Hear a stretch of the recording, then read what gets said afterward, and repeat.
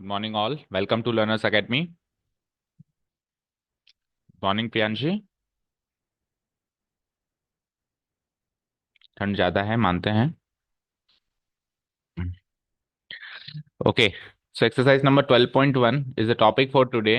Chapter introduction has already been done, including an example. ठीक है, तो अभी शुरू के क्वेश्चंस जो हम करेंगे स्टार्टिंग के 12.1, वो तो आपको वो लेवल तो जो कल हमने एग्जाम्पल किया उससे भी कम लगेगा, है ना? क्योंकि हमने ऑलरेडी अच्छे लेवल का एग्जाम्पल कर लिया, राइट? मतलब एग्जाम्पल एग्जैक्ट तो नहीं कह सकते, कुछ भी तोड़ मरोड़ के सीख तो लिया है कैसे भी करके, राइट? तो स्टार्ट करते हैं। और आपके कोर्स में जैसा कि 12.1 ही है, 12.2 नहीं है। तो let's see first of all की कितने क्वेश्चंस हैं। ये 10 क्वेश्चन ही हैं आपके कोर्स में। उसके बाद फिर different type of linear programming and जो वर्ड प्रॉब्लम्स हैं, मैन्युफैक्चरिंग, ट्रांसपोर्टेशन, डायट, वो नहीं है। लेकिन कल हमने ऑलरेडी एक ट्रेडिंग प्रॉब्लम करी थी, है ना? देखो कितने टाइप्स की प्रॉब्लम है, मैन्युफैक्चरिंग, डायट, ट्रांसपोर्टेशन एंड बस यही है ना? तो कल ऑलरेडी हमने इनमें से एक प्रॉब्लम कर लिया। ठीक है, तो एक आध प्रॉब्लम फिर हम सेकेंड एक्सरसाइज से भी कर लेंगे, राइट? ताकि अगर कुछ भी उठ के वहां से भी आ जाए तो भी प्रॉब्लम ना हो। 12.1 question number 1। Solve the following linear programming problems graphically. In problems को ग्राफिकली सॉल्व करो। तो ऑब्जेक्टिव फंक्शन जो कि हमको गिवन होता है, एक लीनियर पॉलिनोमियल गिवन है, देखो जेड से डिनोट करते हैं उसको, और कुछ कंस्टेंट्स गिवन होते हैं। तो एक ही कंस्टेंट है अब की बार, क्योंकि पहला इक्वेशन है तो छोटा इक्वेशन होगा, फिर धीरे धीरे कंस्टेंट्स की संख्या 2 हो जाएगी, फिर धीरे धीरे कंस्टेंट्स की संख्या 3 भी हो सकती है, फिर धीरे धीरे अनबाउंडेड रीजन में मिल सकता है, सारी चीजें हो सकती है ना। शुरुआत में तो होपफुली बाउंडेड रीजन ही मिलेगा। Okay, so this is the linear constant that we are supposed to solve. X greater than equal to 0, y greater than equal to 0, तो देना ना देना बराबर है, क्योंकि तो वैसे भी पता था कि मिलेगा नॉन नेगेटिव कॉन्स्टेंट्स। तो केवल आपको एक ही इनइक्वालिटी बनानी है, सरल सा इक्वेशन हो गया है तो। और वो भी इतनी सरल सी, x plus Y less than equal to 4। Scale भी चेंज करने की जरूरत नहीं पड़ेगी। चलो come to the graph sheet. सबसे पहले तो हम क्या करेंगे, कंस्ट्रेंट्स लिखते हैं एक जगह। कैसे इंट्रोड्यूस करेंगे, देखो ग्राफ शीट में दो शीट्स हैं, आगे ग्राफ बनाने का काम है और पीछे उसको सॉल्व करने का काम है। तो पीछे जहाँ पे सॉल्व करने का काम है वहां पे हम सबसे पहले कंस्ट्रेंट्स लिख लेंगे। ठीक है, लिखो जो भी कंस्ट्रेंट्स है। ये कंस्ट्रेंट्स है हमारे पास।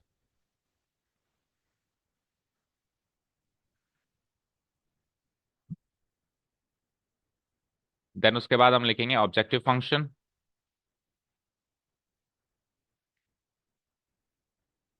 पहले कंस्ट्रेंट्स लिखेंगे, फिर लिखेंगे ऑब्जेक्टिव फंक्शन, और सबसे ऊपर ही ऊपर ये भी लिखो। चलो इस कंस्ट्रेंट्स को लिखने से पहले ये लिखो, here a linear programming problem is given as follows. Here a linear programming problem is given as follows. अब ये तो साथ के साथ ही करना है, ऐसा नहीं कि घर जाके करना है, अभी के अभी करना है जो भी करना है, क्योंकि ये सीखना पड़ेगा ना। गिवन एज फॉलोस, उसके बाद पहले कंस्टेंट्स लिखना, बाद में ऑब्जेक्टिव फंक्शन लिखना। हालांकि उसने पहले ऑब्जेक्टिव फंक्शन दिया हुआ है, बट हम जब क्वेश्चन इंट्रोड्यूस करेंगे तो पहले कंस्टेंट्स लिख लेंगे। कंस्टेंट्स ये रहे, and then we will write the objective function. ये कंस्टेंट्स हो गए। ऑब्जेक्टिव फंक्शन क्या है हमारे, z इक्वल टू, जो भी गिवन है, z equal to 3x plus 4y, और सामने लिख देंगे which is to be maximized. Maximize करना है, मिनिमाइज करना है, वो भी तो मेंशन करना पड़ेगा। Which is to be maximized. तो ये क्वेश्चन का हो चुका है इंट्रोडक्शन।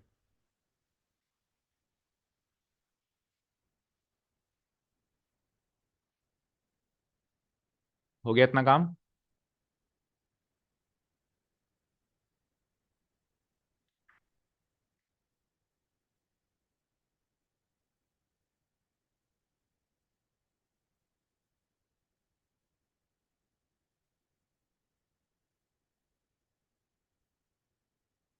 ठीक है, इतना काम हो गया।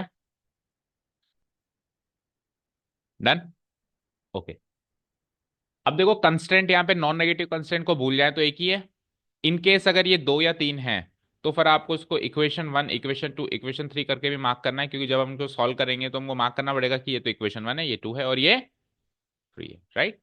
चलो, तो आ जाओ आप ग्राफ शीट पे। और दूसरी बात देखो, एक्स प्लस वाई रफली लिख रहा हूं मैं, X plus Y less than equal to जो 4 है।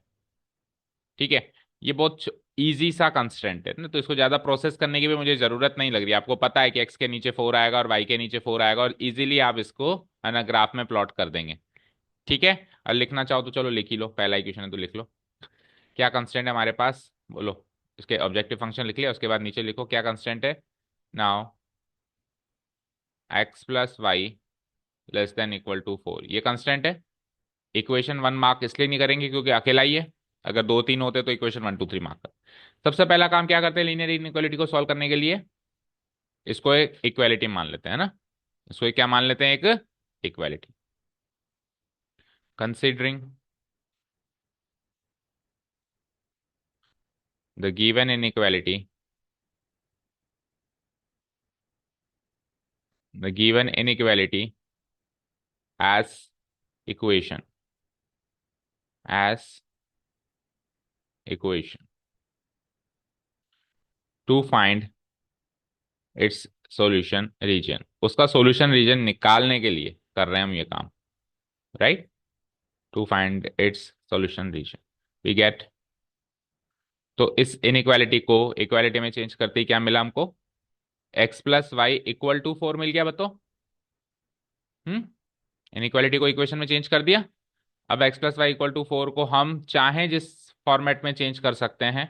अगर कोई सोच रहा है कि एक्स और वाई के कोऑर्डिनेट सोच के वो करेगा तो वैसे भी कर सकता है, और कोई चाहे कि इंटरसेप्ट फॉर्म में कन्वर्ट करना है तो वैसे भी कर सकता है। तो इंटरसेप्ट फॉर्म सबसे सरल रहती है वैसे, तो कन्वर्ट कर दो उसको, implies x/4 plus y/4 equal to 1। ठीक है, फाइन। ये सारा काम आपको ग्राफ शीट के पीछे ही करना है। अब इन केस अगर 2 3 कंस्टेंट है तो दोनों तीनों को ऐसे कन्वर्ट करना है। ठीक है, चलो जी, अब x/4 plus y/4 equal to 1 को सीधे सीधे ग्राफ में प्लॉट कर देते हैं, आ जाइए। This is our graph sheet. आपको पता है कि आपका ज्यादा काम फर्स्ट क्वाड्रेंट में है, तो आप एक्स एक्सिस वाई एक्सिस वैसे ही ड्रॉ करो। जितना हो सके लेफ्ट साइड में वाई एक्सिस ड्रॉ करो, जितना हो सके डाउन साइड में एक्स एक्सिस ड्रॉ करो। बस थोड़ा बहुत छोड़ दो स्पेस, ठीक है, ताकि वो थोड़ा थोड़ा दिखता रहे। सेकंड क्वाड्रेंट, थर्ड क्वाड्रेंट और फोर्थ क्वाड्रेंट थोड़ा थोड़ा दिखता रहे, बस इतनी सी स्पेस आप छोड़ दो। ठीक है, अब कंसाइसनेस तो ये कहती थी कि घर से सारे ग्राफ शीट्स पे X axis Y axis draw करके आते, ताकि वो टाइम भी यहाँ पे सेव होता, राइट। क्योंकि सर के पास तो बना बनाया ग्राफ मिलेगा डिजिटली, आपको तो बनाना पड़ेगा ना।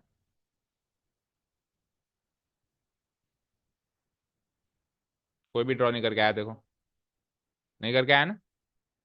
यहाँ पे आके भी ड्रॉ कर सकते थे 10 5 मिनट जब वेट कर रहे थे। बस सीन में रहा करो आज क्या करना है, जल्दी करो। ड्रॉ हो गया X axis Y axis, 1 2 3 4 mark कर लिया।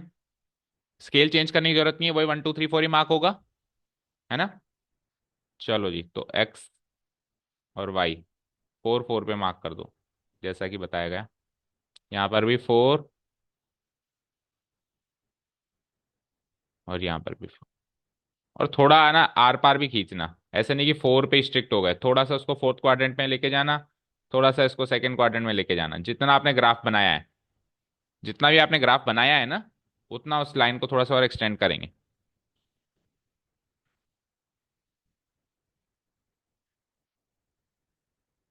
हो गया।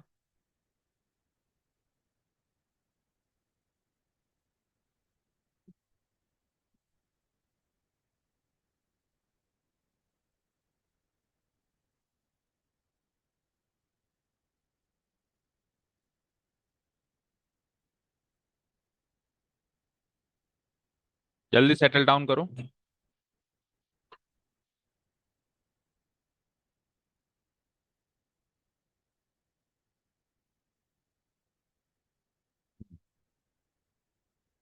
डन।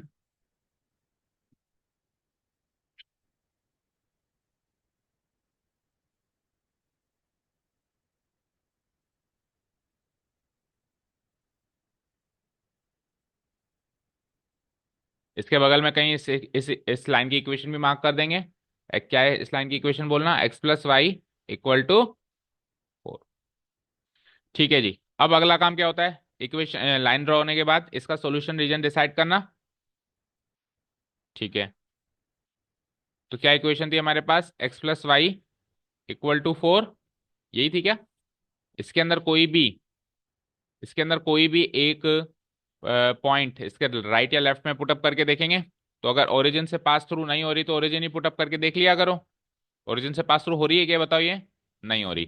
तो ये ओ वाला जो पॉइंट है, ओरिजिन को तो मार्क कर ही दिया करो, ओ रहता है हमेशा, ये सदाबहार इसका लेटर है ओ। तो पुटिंग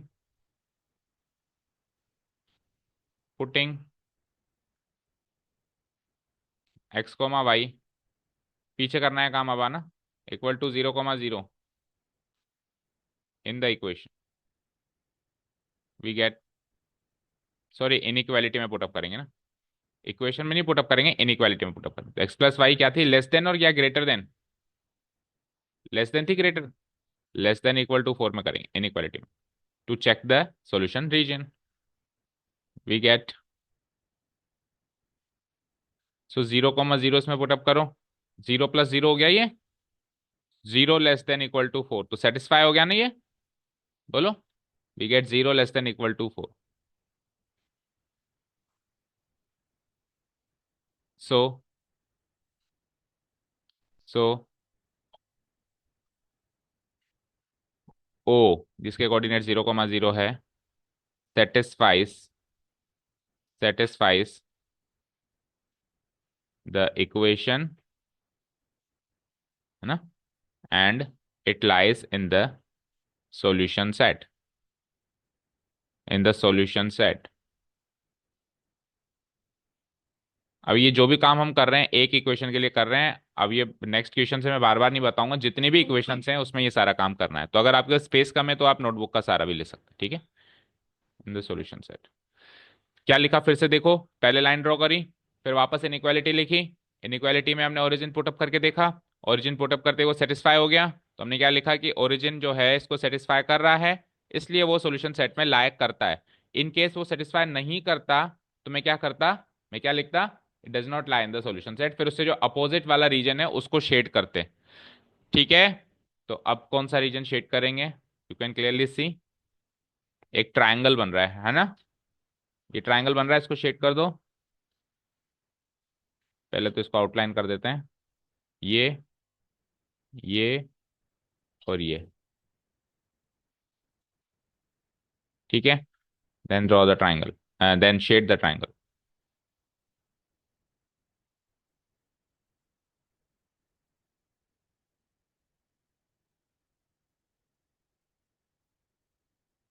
फाइन, और इस ट्राइंगल को नाम भी दे दो, जैसे ओरिजिन तो ऑलरेडी नाम दिया हुआ है ओ, तो इस वाले पॉइंट को नाम दे देते हैं ए, और इसको बी, इसके कोऑर्डिनेट्स क्लियरली सीन है, 0,4 एंड इसके 4,0। ठीक है, डन, मिल गया सॉल्यूशन सेट।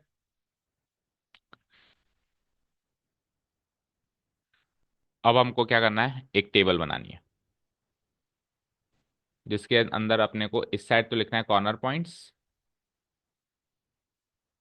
कॉर्नर पॉइंट्स बोले तो इस पॉलीगन के वर्टिसेस, जैसे कि यहाँ पे ए ओ बी है, कल को पॉलीगन बड़ा बन गया जैसे क्वाड्रिलेटरल, पेंटागन, हेक्सागन, तो वर्टिसेस ज्यादा भी मिल सकते हैं। और यहाँ पे लिखना है अपने को ऑब्जेक्टिव फंक्शन, जो कि गिवन था, क्या गिवन था पढ़ के बताओ, z इक्वल टू, जिसको मैक्सिमाइज करना था, 3x प्लस आगे 4y। ठीक है, तो यहाँ पे लिख दिया हमने ऑब्जेक्टिव फंक्शन, यहाँ पे लिख दिया हमने कॉर्नर पॉइंट्स। अब कौन से कॉर्नर पॉइंट्स मिले हैं मुझे, तीन, तीनों को लिख दो। पहला है ओ, जिसके कोऑर्डिनेट्स है 0,0, दूसरा है ए, जिसके कोऑर्डिनेट्स है 0,4, तीसरा है बी, जिसके कोऑर्डिनेट्स है 4,0। तीनों केसेस में z की वैल्यू निकालते हैं। तो z इक्वल टू 3 × 0 + 4 × 0, 0 मिलेगा। यहाँ पे क्या मिलेगा बोलो, 3 × 0, 4 3 = 12, 4 4 = 16, और यहाँ पे क्या मिला, 12। तो आपको मैक्सिमाइज करना था या मिनिमाइज करना था, मैक्सिमाइज, तो this is the maximum value, इसके सामने मार्क कर दो मैक्सिमम, मिनिमम निकालनी नहीं है, ठीक है। फाइनली क्लोजिंग स्टेटमेंट आ गया सवाल का, hence the maximum value of the objective function is, hence the maximum value of the objective function z, objective function z is what 16 and it is attained at where it is attained at the point A 0,4, मतलब point of maxima भी बताना है, कहने का मतलब ये, and it is attained at A 0,4, that's it. अब ये सारा लिखने का काम आप कहाँ मैनेज करोगे वो आप देखो। आप लोग जो लेट आए हैं, कल का इंट्रोडक्शन कंप्लीट है तीनों का? क्यों? कैसे काम चलेगा? आयुष सोने से काम चलेगा क्या? तो फिर कल तो सो रहे थे आप। अच्छा, तो आप कल रिकवर किया होगा ना, दिन में, दोपहर में, शाम को उठ के वीडियो तो देखना चाहिए, हुआ क्या? ये नहीं आएगा हथेली में? फिर ये कोई प्लानिंग होती है पढ़ने की? मैं ऐसे नहीं कहता हूँ कि सब कुछ वो मत पढ़ो यही पढ़ो, ये मत पढ़ो वही पढ़ो, लेकिन पढ़ाई करने की एक प्लानिंग होती है।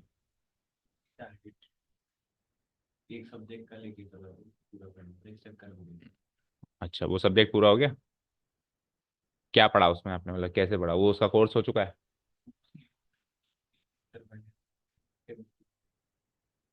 मतलब नोट्स में से पढ़ाई करी? कैसे पढ़ाई करते हो? नोट्स लिखे हुए उसमें से पढ़ाई करी है ना? अब मुझे बताओ, वो नोट्स जो हैं जो आपके लिखे हुए हैं वो तो ऑलरेडी हैं।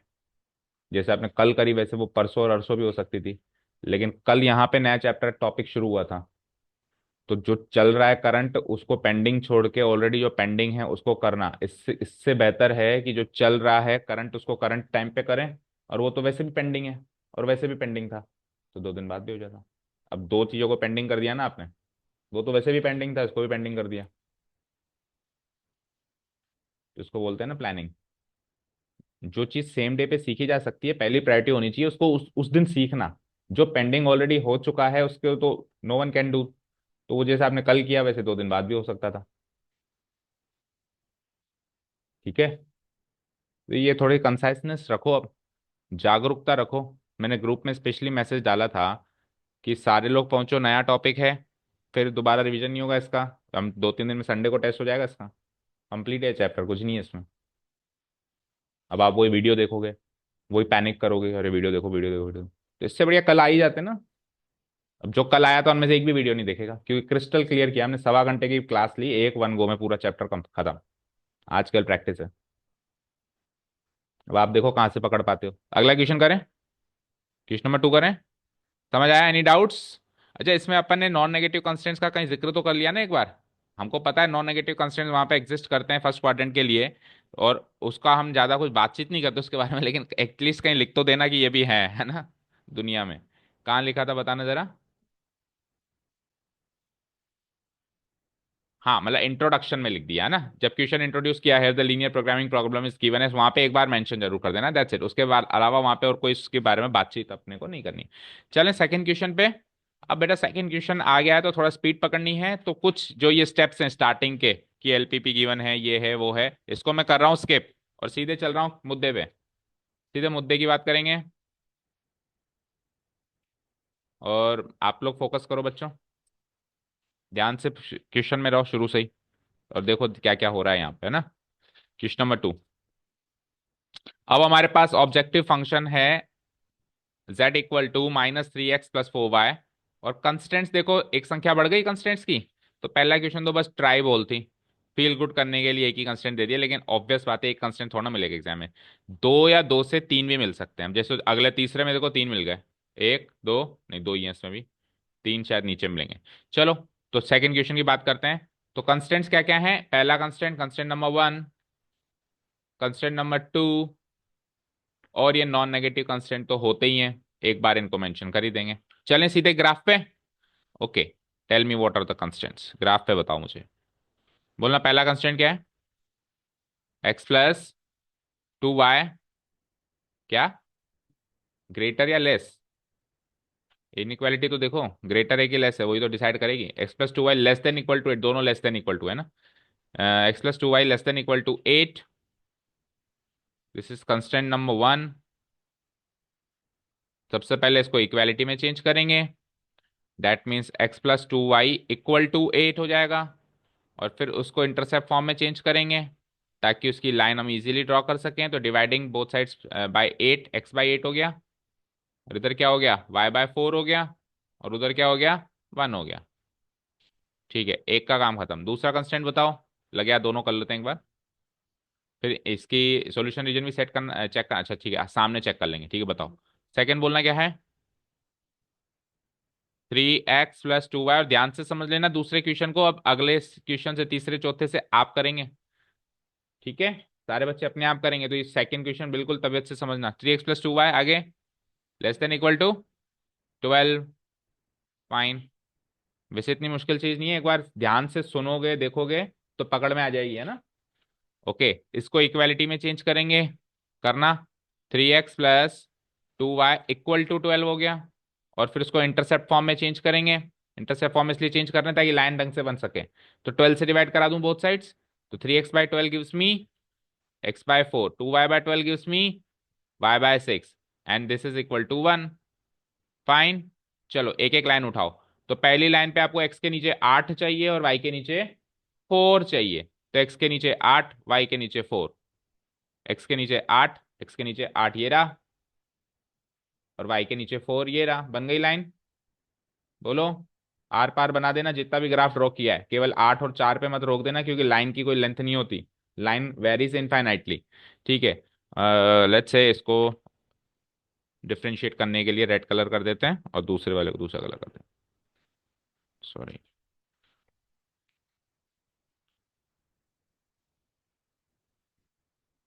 हम्म। ठीक है, दूसरी लाइन बताना, उसके उसमें x के नीचे क्या चाहिए, 4 यानी यहाँ पे, और y के नीचे क्या चाहिए, 6 यानी यहाँ पे ना। ठीक है, 4 और 6, इसको भी इनफाइनाइटली थोड़ा बहुत आगे, थोड़ा बहुत काम इसमें क्या करना है अपने को, सेकंड थर्ड फोर्थ क्वाड्रेंट में भी करना है। ऐसा नहीं है कि उसका काम नहीं है तो हम यहीं पे रोकते हैं, ग्राफ केवल फर्स्ट क्वाड्रेंट का बना दें, ऐसा नहीं है ना। थोड़ा बहुत दिखना चाहिए सेकंड थर्ड। मैं 90% काम फर्स्ट क्वाड्रेंट का है, लेकिन सेकंड थर्ड में थोड़ा थोड़ा दिखना चाहिए, उसी हिसाब से एक्स एक्सिस और वाई एक्सिस ड्रॉ करो। डन। चलो इसको भी डिफ्रेंशिएट करने के लिए सेकंड कलर दे देते हैं। लेट्स इसको ब्लू कलर से मार्क कर देते हैं।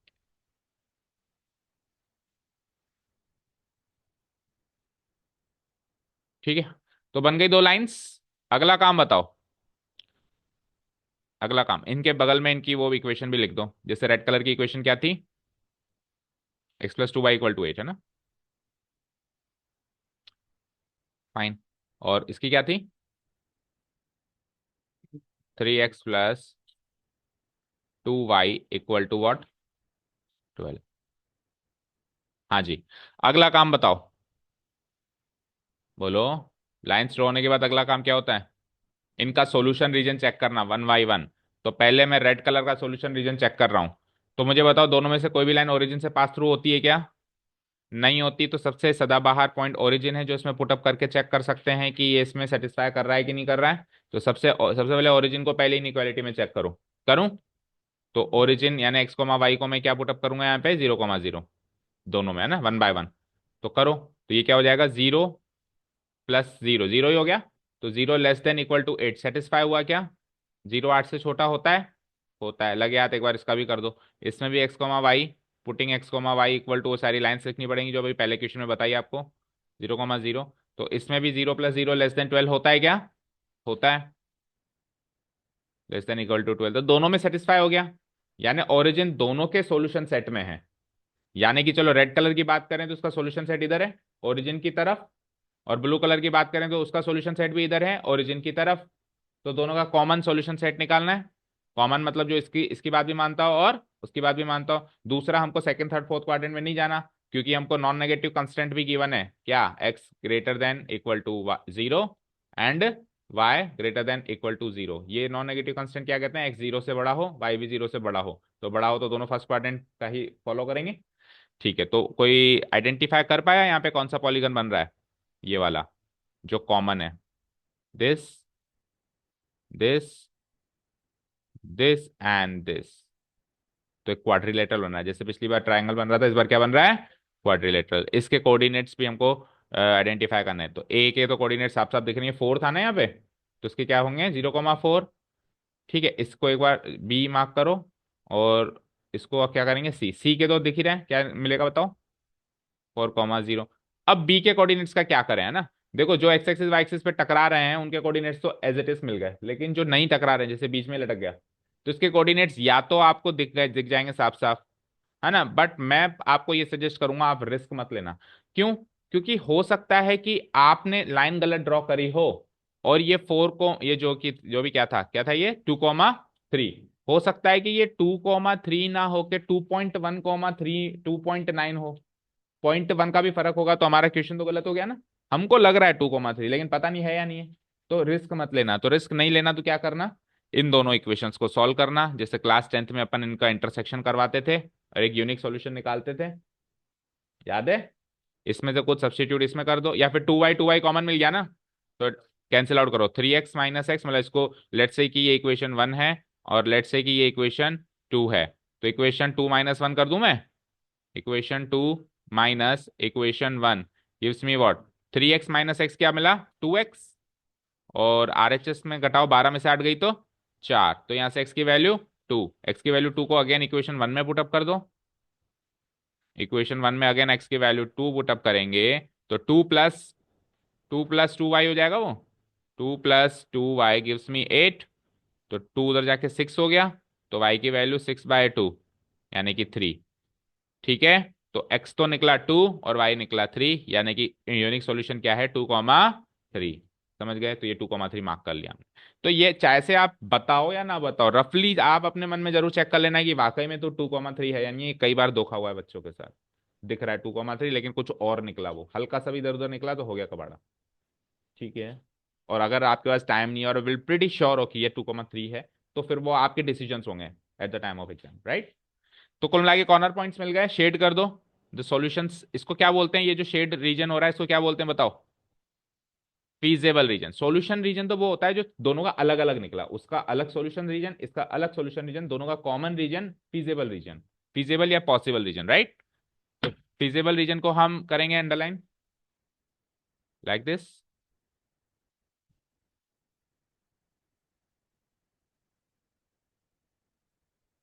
हो गया।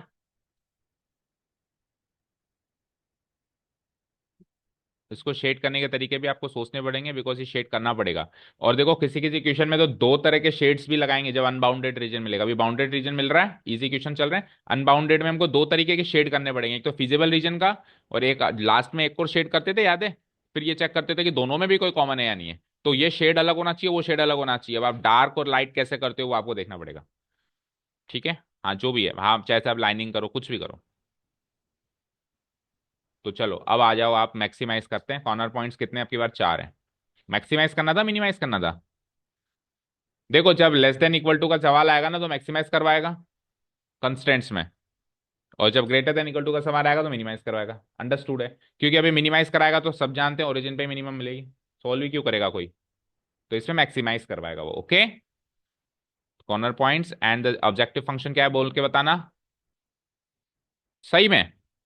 तो फिर तो ओरिजिन पे ही मिलेगा। अच्छा एक बार वो बताओ, माइनस होगा फिर उसमें, हाँ हाँ हाँ हाँ बताओ, दैट इक्वल टू, हाँ तो ये माइनस हो गया इसलिए चेंजेस आ सकते, -3x + 4y। वो क्वेश्चन करेंगे धीरे धीरे, आपको खुद को अंदाजा हो जाएगा कि अच्छा इसमें तो ये कहता है, इसमें ये कहता है 0,0, ए होता है 0,4, बी क्या है 2,3, एंड द सी इज 4,0। चलो फटाफट से वैल्यूज बता दो सब, सारे केसेस में। इसमें तो जीरो लिख दूं स्ट्रेट अवे, ठीक है। और इसमें आ जाओ, 4 4 जा 16, इसमें आ जाओ, तो -3 × 2 -6, और 4 3 या 12, 12 - 6 + 6, और इसमें आ जाओ -12। सो मिनिमम मिल गई -12। This is minimum, this is the minimum value. Closing statement भी लिख देना कि क्या लिखोगे, the minimum value, hence the minimum value of objective function is -12 and that is attained at point C, right?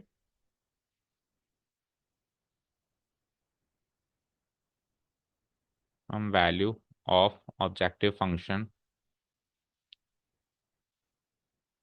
is what, is -12 and it is attained at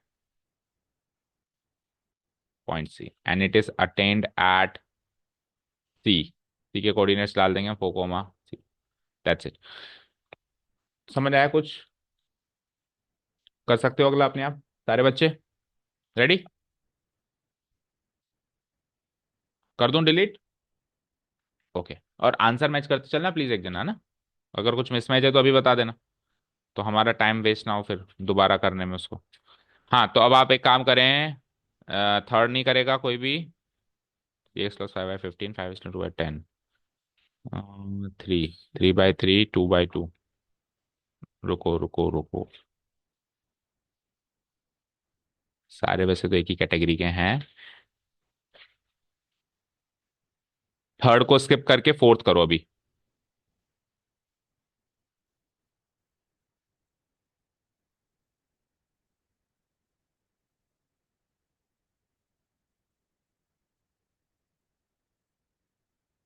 कितने constants हैं? वही दो। अभी तो आप केवल जो क्वेश्चन हमने किया ना उस पर फोकस करो, उतारना क्या है वो फिर वीडियो से देखना है ना। थोड़ा सा लेट थे आज आप, शुरुआत में कैसे इंट्रोड्यूस करते हैं वो सब उस वीडियो में आप देख लेना। अभी तो जो अपन ने सेकंड क्वेश्चन से जहाँ से स्टार्ट किया, आप कंस्टेंट्स नोट डाउन करें, कंस्टेंट्स को इक्वालिटी में चेंज करें, इक्वालिटी को इंटरसेप्ट फॉर्म में चेंज करें, वो सारा काम करें। और कल से ये चीज नहीं होनी चाहिए, अपन कल एक लास्ट क्लास लेने वाले हैं इस चैप्टर की। ओके। तो कल से क्या एक नहीं होनी चाहिए बताओ? सारे ग्राफ शीट्स पे एक्स एक्सिस वाई एक्सिस घर से ड्रॉ करके लाओगे, क्योंकि कहाँ ड्रॉ करना है ये तो प्रीटी मच क्लियर है सबको। थोड़ा left side Y axis draw होगा, थोड़ा नीचे की साइड एक्स एक्सिस ड्रॉ होगा, है ना? चाहे से उस पे 1 2 3 4 मार्क मत करके आना, क्योंकि स्केल चेंज भी हो सकता है। वो यहाँ पे मार्क कर लेंगे अपन स्केल देखकर। अभी फोर्थ वाला कर रहे हैं सारे बच्चे। ओके।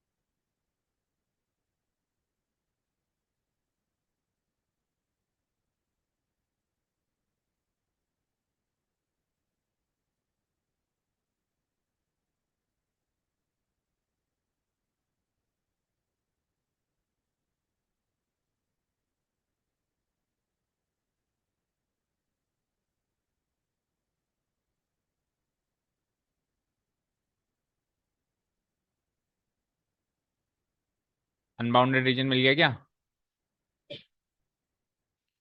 लेंदी क्वेश्चन हो गया फिर चलो देखते हैं। लाइंस तो ड्रॉ हो गई क्या पहले तो ये होता है, वन बाय वन चलते हैं, चीज़ों को वन बाय वन सॉल्व करते हैं। सो ये तो हो गई हमारी लाइंस, थोड़ी जूम कर दी है मैंने to have a better view.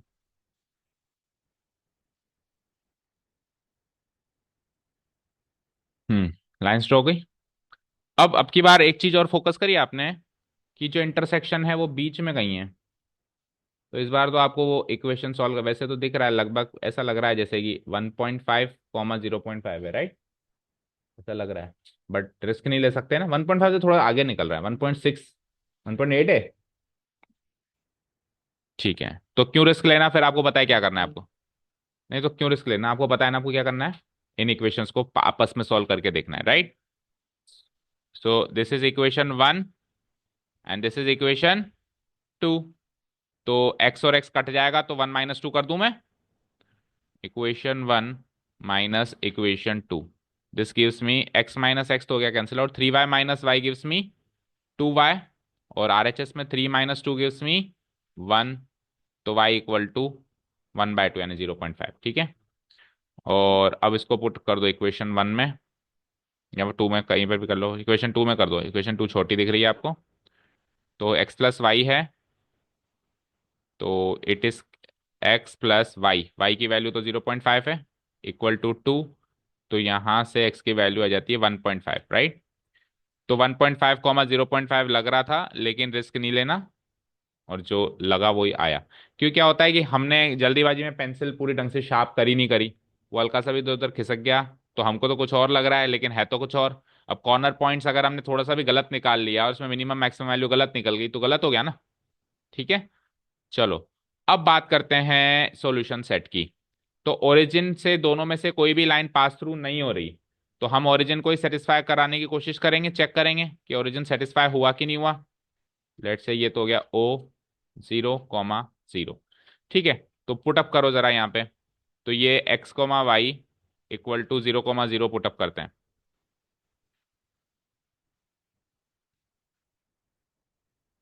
तो 0 + 0, 0 is greater than equal to 3, हुआ क्या सेटिस्फाई? बोलो, 0 3 से बड़ा होता है क्या? नहीं होता है। तो ये हुआ, ये सेटिस्फाई नहीं हुआ, क्रॉस। इधर आओ, इधर भी करो, x, y। जब आप ये सॉल्यूशन सेट वेरीफाई करेंगे तो आप इनइक्वालिटी में पुटअप करेंगे, राइट? इक्वालिटी में नहीं पुटअप करना, इनइक्वालिटी में ना। तो इसमें करेंगे तो 0 + 0, again 0 is greater than equal to 2, इसमें भी सेटिस्फाई नहीं हुआ। तो नहीं हुआ तो ओरिजिन से अपोजिट साइड में है सॉल्यूशन सेट। अब ओरिजिन से अपोजिट साइड, जैसे रेड वाली लाइन को अगर मैं पकड़ूं तो ओरिजिन से अपोजिट साइड ये वाली है? रेड, केवल रेड को देखो एक बार, एक एक को देखो, केवल रेड को देखा मैंने, तो आप देख पा रहे हो रेड से, रेड वाली लाइन में ओरिजिन से अपोजिट साइड ये है। और ब्लू वाली लाइन को देखो अब, एक बार उसको देखो एक बार उसको देखो तो आइडिया मिलेगा। ब्लू वाली लाइन को देखें तो ओरिजिन से अपोजिट साइड ये वाली है, राइट? उसके बाद फिर अपने को एक्स एक्सिस वाई एक्सिस भी देखना है, यानी कि इसके इधर जाना है, इसके इधर जाना है, इसके इधर जाना है, इसके इधर जाना है, वाई एक्सिस से राइट में आना है, और एक्स एक्सिस से अबव जाना है, क्योंकि नॉन नेगेटिव कंस्टेंट्स भी तो है, X comma Y greater than equal to 0। अब इन सब का जोड़ तोड़ फीजेबल रीजन आप देख पा रहे होंगे, एक अनबाउंडेड रीजन है, लेट मी हाईलाइट दिस। ये, फिर यहां से घूम के ये, फिर यहां से घूम के ये, फिर ये 3 पे टकरा रहा है ना, यहां से घूम के ये। बताओ, और जितनी एक्स एक्सिस ड्रॉ करिए पूरा हाईलाइट करना, जैसे आपने एक्स एक्सिस अगर 15 तक ड्रॉ करिए तो 15 तक, ऊपर भी वाई एक्सिस आपने जहां तक ड्रॉ करिए वो पूरी हाईलाइटेड होगी। और ये हो जाएगा हमारा अनबाउंडेड रीजन, लाइक दिस। क्या कह रहा है, क्या लगा है?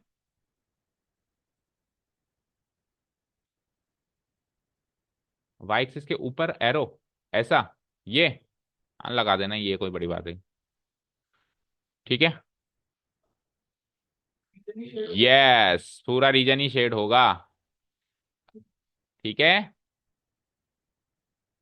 हाँ, तो अब ये प्रैक्टिस से पता चलेगा कि मेरा अनबाउंडेड आने वाला है। अगर आपको पहले से अंदाजा होता है कि अनबाउंडेड आने वाला है तो पता है क्या करते आप है ना, बीचों बीच X axis Y axis draw करते, ताकि फर्स्ट क्वाड्रेंट का पार्ट छोटा निकलता, ताकि छोटा सा पार्ट आपको शेड करना पड़ता।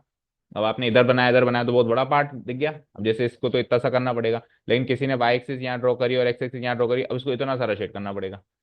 तो ये अंदाजा आपको कैसे लगेगा? क्वेश्चंस करने से लगेगा कि यार इस बार अनबाउंडेड बनने के चांसेस हैं या बाउंडेड बनने के चांसेस। तो भैया दूसरे ही क्वेश्चन में अनबाउंडेड रीजन आ चुका है। अब इसमें क्या करते हैं, सारे बच्चे ध्यान से सुनो, जो कल थे वो भी सुनो, जो नहीं थे उनको तो सुनना ही है। शेडेड पार्ट, शेडेड पोर्शन का काम काम हमारा हुआ कंप्लीट। अब क्या करते हैं? अब सबसे पहले तो आप कॉर्नर पॉइंट्स आइडेंटिफाई करो क्विकली। ऐसा नहीं है कि अनबाउंडेड रीजन में कॉर्नर पॉइंट्स नहीं मिलेंगे, कॉर्नर पॉइंट्स तो इसमें भी मिलेंगे। देखो ध्यान से, ये कॉर्नर पॉइंट मिल गया, मिल गया। कॉर्नर पॉइंट ही तो है, बताओ इसके कोऑर्डिनेट्स क्या हैं? 0 2। फिर ये कॉर्नर पॉइंट अभी अभी हमने इंटरसेक्शन करके निकाला था, डी। इसके कोऑर्डिनेट्स क्या आते हैं? 1.5, 0.5। और फिर ये भी तो कॉर्नर पॉइंट है ना? इसके कोऑर्डिनेट्स क्या मिले थे? 3, 0। तो तीन कॉर्नर पॉइंट्स तो मिले ना। तो इन तीन कॉर्नर पॉइंट्स के साथ वही काम करो जो जनरली करते हैं, वही कॉर्नर पॉइंट्स, वही ऑब्जेक्टिव फंक्शन करो उतना, फिर बताते हैं आगे क्या होता है। स्टेप बाय स्टेप चलें। चलो जी। Corner points, objective function.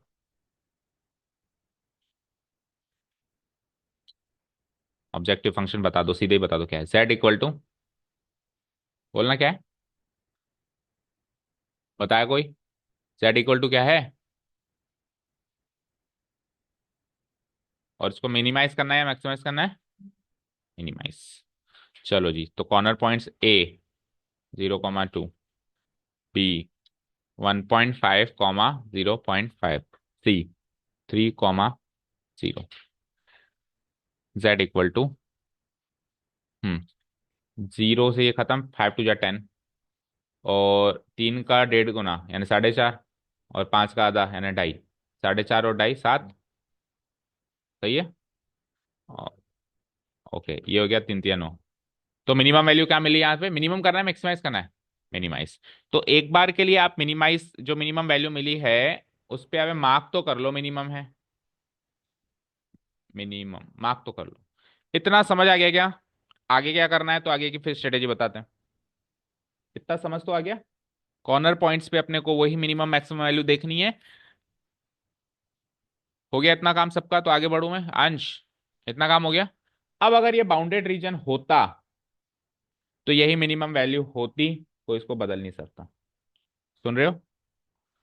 पर क्योंकि ये अनबाउंडेड रीजन है, तो जो मिनिमम वैल्यू आप देख पा रहे हो 7, वो मिनिमम वैल्यू हो भी सकती है और नहीं भी हो सकती है। डाउट क्रिएट हो गया। क्या कहा मैंने? डाउट, यानी कि अभी भी ये मिनिमम वैल्यू हो सकती है, कोई ऐसे नहीं कह रहा हूं कि अब ये मिनिमम वैल्यू नहीं है। तो मिनिमम हाल फिलहाल तो मैंने मार्क किया है ना, चांसेस है 50-50% अभी भी। अब ये है या नहीं है उसको चेक करने के लिए एक काम एक्स्ट्रा करना पड़ेगा। वो एक्स्ट्रा काम ये है कि एक इनइक्वालिटी और बनानी पड़ेगी। अब इनइक्वालिटी क्या होती है? जिसमें एलएचएस और आरएचएस होता है। तो एलएचएस पार्ट आप वो रखो जो आपका ऑब्जेक्टिव फंक्शन है। क्या है ऑब्जेक्टिव फंक्शन? 3x प्लस, रख दिया। अब मिनिमाइज करना है तो लगाओ लेस देन, अगर मैक्सिमाइज करना होता तो लगाते ग्रेटर देन। और आरएचएस पार्ट में वो मिनिमम वैल्यू रख दो, 7। समझ आया? फिर से सुनो क्या करना है। अनबाउंडेड, कल गर्ल्स में से कोई एब्सेंट था? तीनों आए थे। हाँ। अनबाउंडेड रीजन में हमको क्या करना है? एक इनइक्वालिटी एक्स्ट्रा और बनानी है। अनबाउंडेड में बनेगी ही बनेगी, लेकिन आखिरी में बनाना, बिल्कुल एट द एंड, पहले से मत बनाना। उसमें एलएचएस पार्ट में तो रख दो आप ऑब्जेक्टिव फंक्शन, और आरएचएस पार्ट में जो आपके इन तीनों में से मिनिमम वैल्यू निकली है वो, और बीच में जो साइन रहेगा इनइक्वालिटी का वो रहेगा लेस देन का in case of minimize question, और in case of maximize question वो रहेगा ग्रेटर देन का, और मैक्सिमम वैल्यू रहेगी फिर, राइट? ठीक है, डन।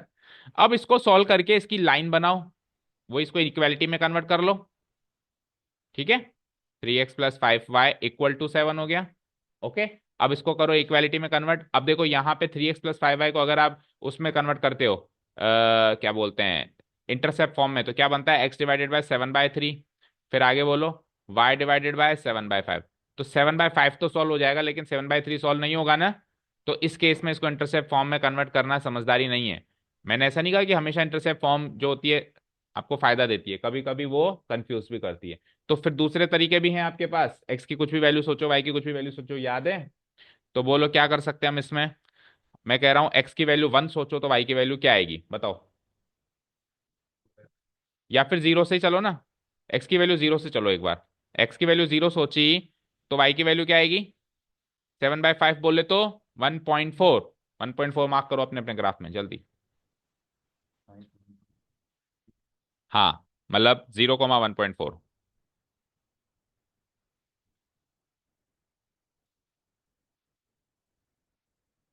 0,1.4 मार्क हुआ? हुआ? 0,1 काफी क्लोज कंपटीशन है ना। बिल्कुल पॉइंट्स के बीचों बीच, फिर पॉइंट्स के बीच बीच में पॉइंट्स मिल रहे हैं, तो बड़ा ध्यान से करना है पेंसिल को शार्प करके। ठीक है। अब एक पॉइंट और चाहिए, उससे बन जाएगी लाइन। बोलो। अब कोई मुझे बताएगा? 10th क्लास में आपने सीखा होगा। देखो इधर देखो स्क्रीन पे एक बार। स्क्रीन पे देखो। आपने 0,1.4 लिया। अभी क्या लिया, मतलब एक्स की वैल्यू क्या लिया आपने? बोलो। 0। वहां से वाई की वैल्यू क्या मिली आपको? 1.4। अब आप एक्स की अगली वैल्यू क्या लें ताकि वाई की वैल्यू पूरी पूरी मिल जाए, मतलब नॉन टर्मिनेटिंग नहीं मिले? तो एक्स की अगली वैल्यू क्या लें अपन? जो वाई का कोएफिशिएंट है। तो वाई का कोएफिशिएंट 5 है ना। तो 5 5 के गैप में चलना है, तो 0 से अगला गैप 5 का बनाएंगे तो 5 आएगा। ऐसा करने से वाई की एग्जैक्ट वैल्यू मिलती चली जाएगी। ठीक है। तो इसकी वैल्यू 5 लेना जरा, इंप्लाइज वाई की वैल्यू क्या मिलती है? 7 - 5 क्या हो गया? एक्स की वैल्यू 5, सॉरी एक्स की वैल्यू 5 ली तो 10। 7 - 10, sorry sorry sorry sorry 15। 15, 7 - 15 gives me -8/5। -8/5 करना जरा, माइनस का 1.6। सही है। मार्क करो। 5,1, 5 कॉमा माइनस का 1.6। 5 कॉमा माइनस का 1 तो थोड़ा नेगेटिव जा रहा है, तो इसलिए मैंने कहा था कि नेगेटिव साइड थोड़ा सा ड्रॉ करना।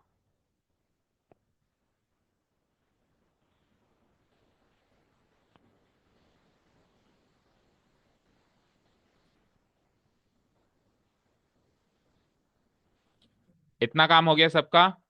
स्टेप बाय स्टेप बताओ, इतना काम हो गया। अब आपको एक चीज बताऊं।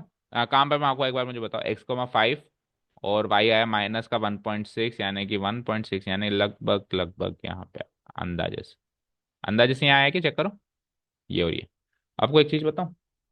इन दोनों लाइंस को जब मिलाओगे ना, इन दोनों पॉइंट्स को जब मिलाओगे, तो वो जो पॉइंट था ना जहां पे आपको z की वैल्यू 7 मिल रही है, वो इनके बीच में आएगा। मिड पॉइंट नहीं कह रहा हूं, मतलब इस लाइन, ये लाइन उससे भी पास थ्रू होती हुई आएगी। मतलब आपको कहने के लिए आपने दो पॉइंट्स निकालने हैं, लेकिन एक तीसरा पॉइंट बी ऑलरेडी है। यानी एक ऐसी लाइन बनाओ जो 1, 2, 3 से पास थ्रू होती हुई जाए। देखो पहले तो ये तीनों स्ट्रेट लाइन में आ रहे हैं क्या? स्केल रख के देखो। आ रहे हैं? बोलो। आ रहे हैं? अब मुझे कौन बताएगा कि ये बी पॉइंट तो अपन ने चेक नहीं किया, ये क्यों उसका सॉल्यूशन है? भाई वो दोनों तो उसके सॉल्यूशन हमने चेक किया, एक्स की वैल्यू 0 रख के, एक्स की वैल्यू 5 रख के। लेकिन ये बी पॉइंट तो हमने चेक ही नहीं किया, मतलब एक्स की वैल्यू 1.5 रख के वाई की वैल्यू 0.5 आ रही है, तो चेक नहीं किया ना हमने इसमें। हम्म।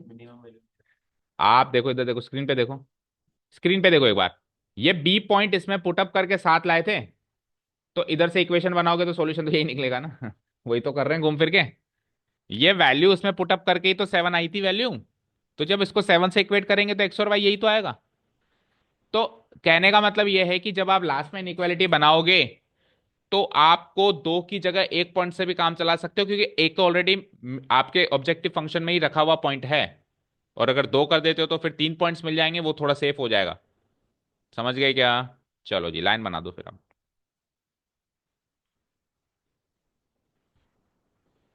ये लाइन बनेगी कुछ ऐसे, ये यहाँ पे क्या था, 0 क्या था बताना? 1.2 नहीं था यार, 4 था। 1.4। 1.4 यानी हाफ से थोड़ा सा कम, लगभग यहाँ से, फिर यहाँ से। और 5 क्या था? -1। तो थोड़ा बहुत डिफरेंस आ रहा है वैसे तो। हम्म, ठीक है।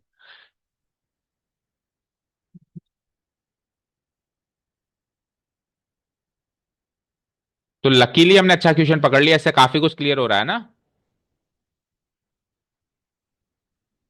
कई बच्चे तो अनबाउंडेड रीजन का क्वेश्चन ही नहीं करके जाते, ये मानते हुए कि ये आउट ऑफ कोर्स है।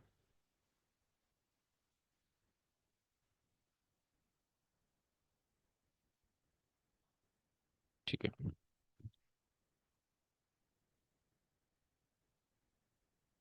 अब आगे क्या करना है उसके बारे में बात करते हैं। ये काम सबका हो गया। हाँ जी, ये काम हो गया सबका।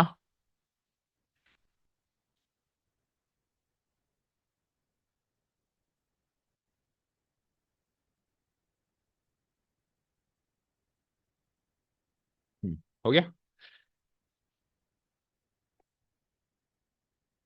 अब अगला काम यह है कि जो लास्ट में इनइक्वालिटी बनाई है आपने ब्लैक लाइन, इसकी भी सॉल्यूशन सेट को डिटरमाइन करो कि इसका लेफ्ट साइड वाला पार्ट सॉल्यूशन सेट है या इसका राइट साइड वाला, क्योंकि है तो ये भी इनइक्वालिटी, तो इसमें एक सॉल्यूशन रीजन मिलेगा। तो वही 0,0 इसमें भी सेटिस्फाई करके देख लो, क्योंकि ये कौन सा ओरिजिन से पास थ्रू कर रही है, जो भी ओरिजिन से पास थ्रू नहीं करे उसमें 0,0 रख सकते हैं ना अपन। तो इसको मैं भी 0,0 रखो यहाँ पे, x,y = 0,0 एंड लेट मी कि है ना, टेल मी कि ये पास थ्रू मतलब इसको सेटिस्फाई कर रही है कि नहीं कर रही, x,y नॉट जीरो, x,y =0,0, इसमें भी सेटिस्फाई करवाओ। सो 0 <7 हो गया, ये तो सेटिस्फाई हो गया, टिक मार्क लग गया, यानी कि इस लाइन से इधर आना है।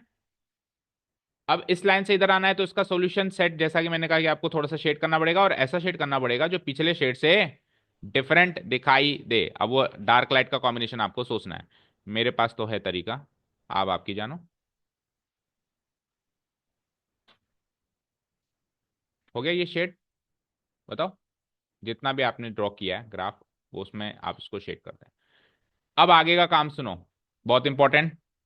अब अगर पिछला शेड और अगला शेड, इसमें कोई भी पॉइंट कॉमन है, तब तो ये मिनिमम वैल्यू नहीं है, और फिर इसकी मिनिमम वैल्यू निकाली नहीं जा सकती। लेकिन अगर नहीं है तो यही मिनिमम वैल्यू है। तो है क्या कोई पॉइंट कॉमन? बी है। अब हर कोई ये कहेगा बी है। तो बेटा सुनो ध्यान से, यहां पे डंडा नहीं लगा हुआ, तो इस लाइन के ऊपर वाले पॉइंट्स तो इसके सॉल्यूशन सेट में है ही नहीं, ऑरेंज वाले में। क्योंकि अगर उधर डंडा लग जाए तो हमेशा एक पॉइंट कॉमन आएगा, फिर तो वो सवाल ही खत्म हो गया कि कॉमन है या नहीं है। समझ गए क्या? भाई आयुष का कंसर्न समझ गए सारे बच्चे? देखो, सारे बच्चे एक बार स्क्रीन पे देखो, ये जो लाइन है देखो इधर, ये जो लाइन है, ये जो बी पॉइंट है, बी पॉइंट, ये बी पॉइंट उसके सॉल्यूशन सेट में था, और आयुष का कहना है कि ये लाइन भी तो बी से पास थ्रू हो रही है, तो ये बी पॉइंट तो इधर भी आ गया, तो बी पॉइंट तो कॉमन आ गया। बट उस वाले सॉल्यूशन सेट में इनइक्वालिटी स्लैक इनइक्वालिटी थी, इसमें स्ट्रिक्ट इनइक्वालिटी। स्लैक मतलब जिसमें डंडा लगता है, स्ट्रिक्ट मतलब जिसमें डंडा नहीं। देखो ध्यान से, 3x + 5y के आगे नीचे डंडा नहीं लगाया मैंने, डंडा नहीं लगाया, दैट मीन्स इस लाइन के ऊपर का कोई भी पॉइंट इस ऑरेंज वाले शेड में नहीं है। तो नहीं है तो फिर बी भी नहीं है, तो बी भी नहीं है मतलब कोई भी पॉइंट कॉमन नहीं है। प्रियांशी समझ आया क्या? सो फिर हम क्या डिक्लेयर कर देंगे कि yes this is the minimum value of the given objective function and it is attained at B. ठीक है, बोलो समझ आया क्या? हाँ, समझ आया। ठीक है, तो क्लोजिंग स्टेटमेंट लिखे हम लास्ट में। ठीक है, तो मैं इधर लिख रहा हूं, नेक्स्ट पेज पे लिख देते हैं। Here there is no point in common, there is no point in common between the feasible region. Feasible region आप समझ गए, पहला वाला शेडेड रीजन है, उसमें आप इस तरीके से मार्क कर देना, जो पहले वाला शेडेड रीजन है बेटा उसमें यहाँ पे कहीं लिख देना feasible region. Okay, feasible region ऐसे मार्क कर देना, ताकि वो हाईलाइट होता रहेगा कि ये हमारा ये वाला शेड तो फीजेबल रीजन है। ठीक है, कि अगर आप डार्क लाइट शेड नहीं कर पा रहे हो, डिफरेंशिएट ज्यादा, तो आप मार्क कर देना कि ये फीजेबल रीजन है। ठीक है, तो बचा हुआ जो है वो दूसरा वाला रीजन है, अंडरस्टूड हो गया ना? Between the feasible region and the solution region and the solution region of, last वाली इनइक्वालिटी बताओ क्या लिखी थी हमने? 3x + < था ग्रेटर, 3x + 5y क्या आया था? 7। तो इस इनइक्वालिटी के सॉल्यूशन रीजन और जो ऑलरेडी फिजिबल रीजन है उसमें कोई भी पॉइंट कॉमन नहीं है। ठीक है, तो सो z क्या आई थी? 7 आई थी ना? Is the minimum value of the objective function, is the minimum value of the objective function, जो भी ऑब्जेक्टिव फंक्शन था 3x + 5y z = 3x + 5y था, and it is attained at point B and what are the coordinates of B 1.5 comma 0.2। Answer match करो। और अगर आ जाता point common तो there is a point common एक आता, और आपको लग रहा है एक से ज्यादा आ रहा है, तो there are some points common in between the feasible region this. फिर मैं क्या लिखता? So this is not the minimum value of the objective function, और एक लाइन और लिखते हैं, it is not possible to find the minimum value of this objective function in this case.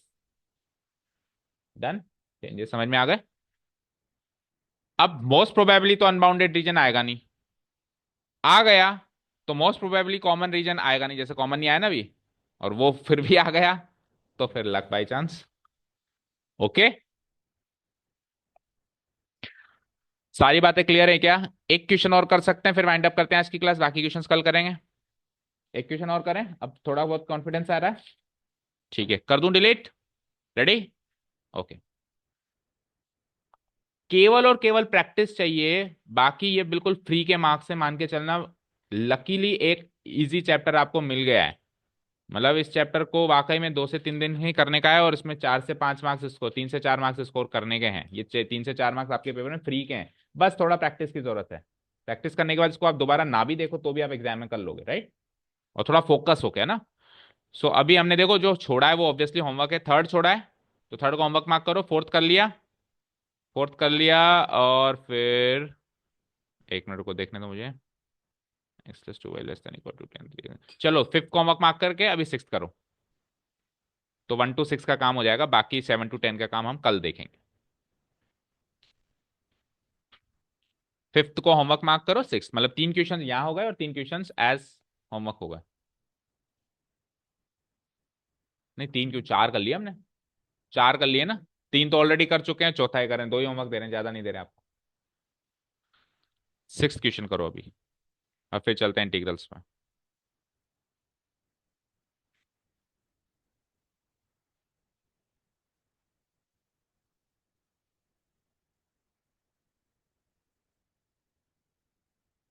और जल्दी करना, विद इन 5 मिनट्स इसको।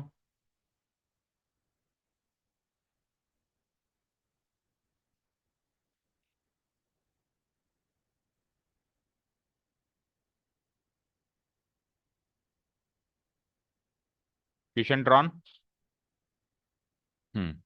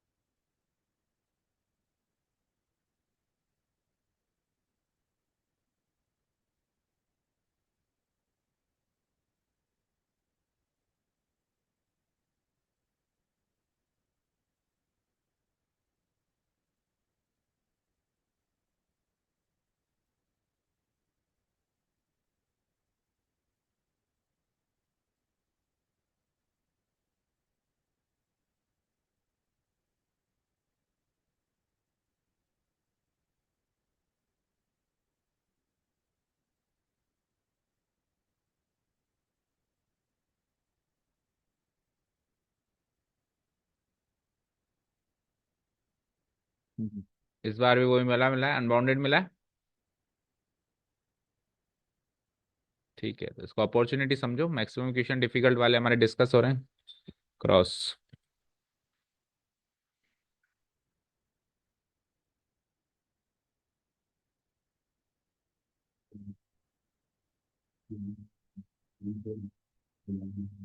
ये नीचे आएगा ना।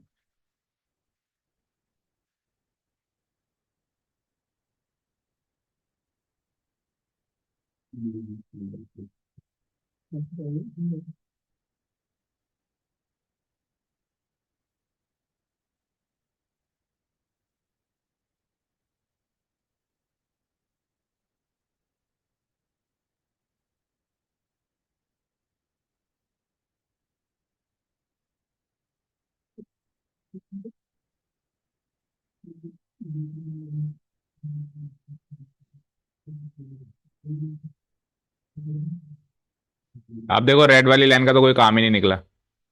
कॉर्नर पॉइंट्स ब्लू वाली लाइन पे मिल रहे हैं, राइट। कॉर्नर पॉइंट्स ब्लू वाली लाइन पे मिल रहे हैं, रेड वाली लाइन का कोई ज्यादा रोल इस बार नहीं है। बट वो हमको पहले पता नहीं था ना। दो ही कॉर्नर पॉइंट्स हैं। This is the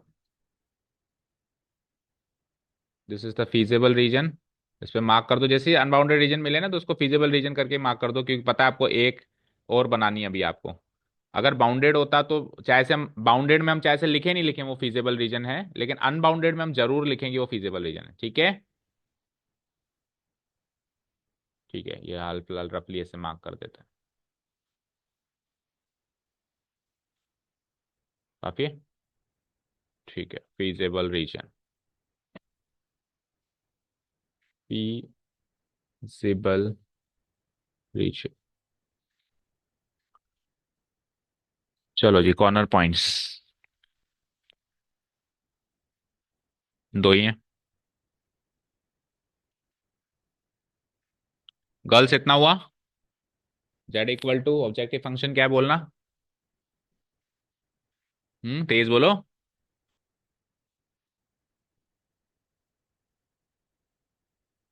hmm corner points, इसको ए मार्क कर दो, इसको बी मार्क कर दो। ए के कोऑर्डिनेट्स हैं 0,3 और बी के 6,0। 0,3, बी के 6,0। Z equal to 3 2 6 and Z equal to 6। Okay. So देखो मिनिमम वैल्यू एक ही आ रही है। अब इसमें एक चीज और डिस्कस होने वाली है। अच्छा भाई, ये पार्ट भी यहीं डिस्कस हो गया, तो मतलब इस क्वेश्चन के साथ तो सब कुछ डिस्कस हो गया और उसको बचा ही नहीं। कल हमने डिस्कस किया था वैसे कि मिनिमम वैल्यू या मैक्सिमम वैल्यू दो जगह है तो क्या करना है ना। ठीक है। अब ये मिनिमम वैल्यू है या नहीं ये चेक करना है आपको, क्योंकि इससे छोटी वैल्यू नहीं आ रही, कॉर्नर पॉइंट्स में इससे छोटी वैल्यू नहीं आ रही। तो यही मिनिमम वैल्यू हो भी सकती है, नहीं हो भी सकती है, नहीं भी हो सकती है, इसलिए इसलिए लग रहा है क्योंकि रीजन अनबाउंडेड है।